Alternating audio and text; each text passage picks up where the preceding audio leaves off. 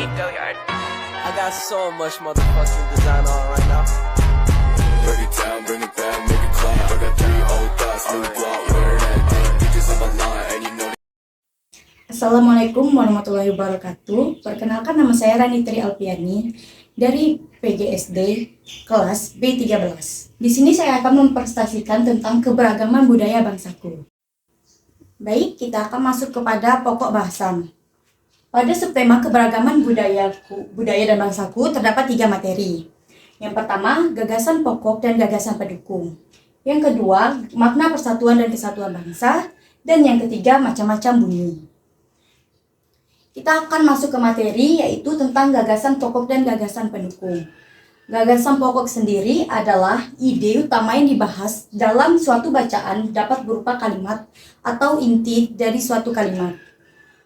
Gagasan pokok pendukung adalah gagasan atau ide yang menjelaskan gagasan pokok. Nah, cara menentukan gagasan pokok terbagi menjadi 4.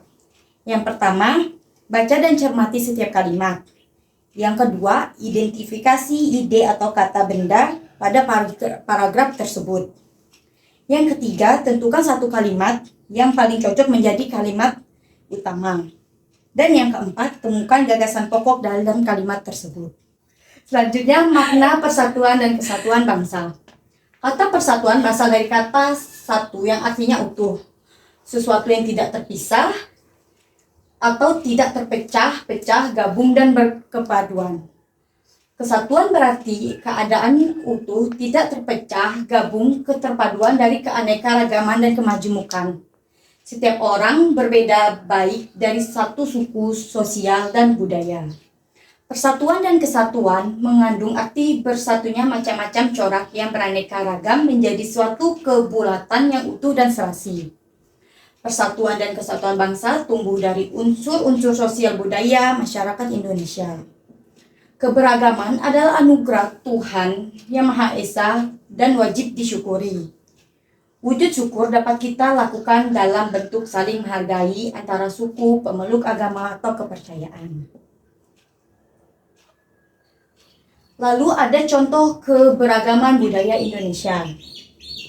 Rumah adat.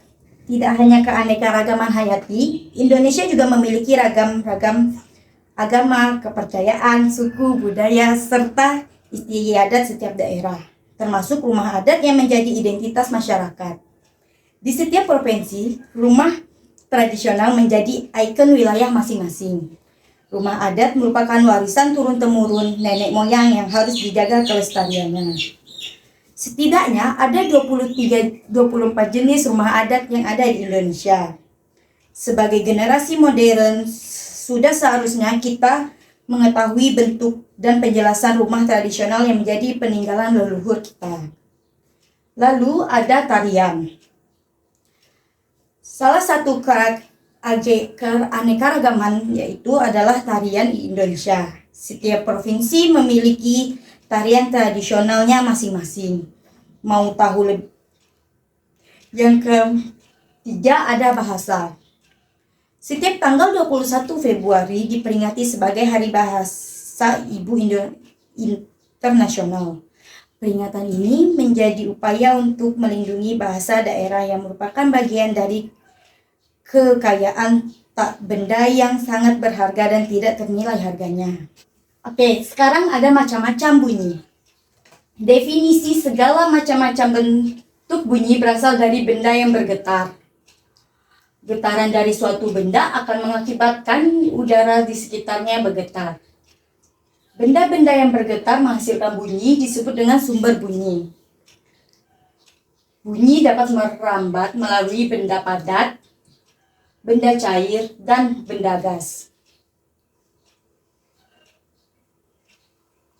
Baik, ada sifat-sifat bunyi.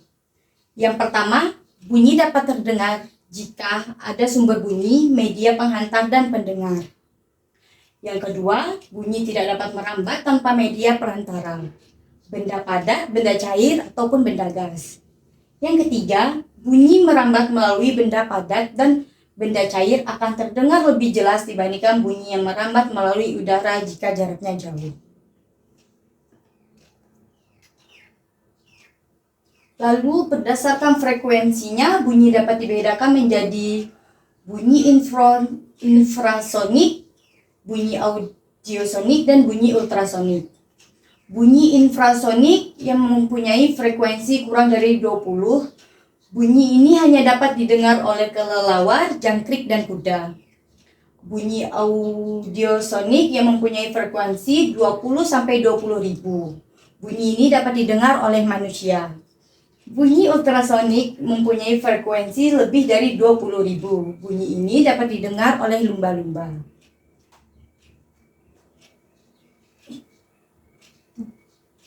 Di samping itu ada gaung, gema, nada, dan desah.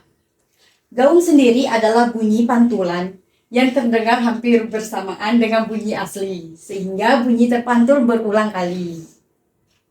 Gema bunyi adalah pantulan yang terdengar setelah bunyi asli. Nada adalah bunyi yang mempunyai frekuensi teratur, contohnya bunyi alat musik. Desah adalah bunyi yang memiliki frekuensi tidak teratur, contohnya adalah nafas manusia. Dentum adalah bunyi yang mempunyai amplitudo besar dan terdengar mendadak. Warna bunyi atau ritme adalah bunyi yang mempunyai frekuensi sama tetapi terdengar berbeda. Resonansi adalah peristiwa ikut bergetarnya suatu benda karena ada benda lain yang bergetar. Sekian dari saya, terima kasih.